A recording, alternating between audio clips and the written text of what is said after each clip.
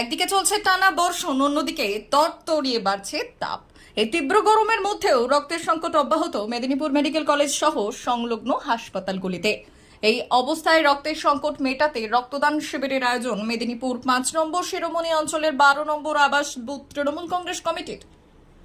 এদিন ঈদগুড়ি মাঠে লক্ষ্মীনারায়ণ লজে এই শিবিরের আয়োজন করা হয়, যেখানে মহিলা পুরুষ মিলিয়ে প্রায় 30 জন রক্তদাতা রক্তদান করেন। এই রক্তদাতাদের উৎসাহ দিতে উপস্থিত হয়েছিলেন তৃণমূলের জেলা সভাপতি সুজয় হাজরা, খড়গপুর তৃণমূল বিধায়ক দীনেন রায়, যুব সভাপতি নির্মাল্য চক্রবর্তী, ব্লক সভাপতি মুকুল সামন্ত সহ বিশিষ্টজনেরা। এদিন একে একে স্বেচ্ছায় রক্তদাতারা রক্তদান করেন নিজেদের কাজকর্ম সেরে এসে। এদিন ছিল এই কমিটির এই প্রথম রক্তদান শিবির। এই শিবির ঘিরে এলাকায় ছিল উৎসাহ উদ্দীপনা। অতিথি ছাড়াও এই শিবিরের তত্ত্বাবধানের দায়িত্বে ছিলেন কমিটির সদস্যরা। দায়িত্বে ছিলেন এলাকার তৃণমূল পঞ্চায়েত সদস্য সোমনাথ অধিকারী, রনি দাস, যজ্ঞ দিগার, বাপি অধিকারী, ঋষি দাস, অরুণ পড়িয়া সহ অন্যান্যরা। প্রসঙ্গত উল্লেখ্য, একদিকে যখন নবান্ন অভিযান ঘিরে ছাত্র সমাজ ও পুলিশের মধ্যে ধুন্ধুমার পরিস্থিতি, অপরদিকে তখন মুমূর্ষু রোগীর রক্তের যোগানে ব্যস্ত তৃণমূল কর্মীরা।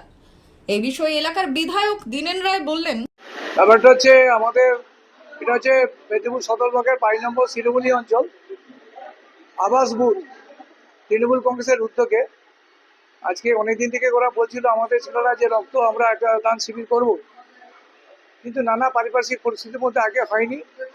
আজকে যে উদ্যোগটা নিয়েছে আমাদের এই আবাস বুথের এবং পাশাপাশি বুথের তৃণমূল কংগ্রেসের কর্মীরা, ও তাতে সাহায্যে এগিয়ে এসেছে আমাদের 5 নম্বর শিরোমণি অঞ্চল। আজকে সবাই মিলে উদ্যোগ নিয়ে আজকে এখানে রক্তদান শিবির শুরু হয়েছে। এই প্রথম হচ্ছে কিন্তু আমাদের এই বুথ থেকে। হ্যাঁ, এর আগে রক্ত দেওয়ার অভিজ্ঞতা কারো ছিল না, অন্যান্য বিভিন্ন জায়গায় রক্ত দিয়েছে কিন্তু নিজেরা উদ্যোগ নিয়ে করেনি। আজকে খুব সুন্দর প্রয়াস যে মুমূর্ষু রোগীদের কে সাহায্য করার জন্যে এবং থ্যালাসেমিয়া শিশুদের চিকিৎসার জন্য সকলের উপকার হবে, সেই জন্য রক্তদান শিবির আমাদের হচ্ছে লক্ষ্মীনারায়ণের আবাসে। এখনো পর্যন্ত 20 জন পেরিয়ে গেছে, আরো রক্ত দেবে পরপর আসছে। এটা খেটে খাওয়া এলাকা, অধিকাংশ মানুষ শ্রমজীবী মানুষ, তারা বিভিন্ন পেশার সঙ্গে যুক্ত থাকে, তাই পরপর আসছে। যাই হোক, আমাদের ভালো, অন্তত অনেকেই রক্ত দেবে এবং আমরা অত্যন্ত খুশি যে মানুষের কাজে লাগবে, জীবনদানের কাজে লাগবে। ডি নিউজ আবাস।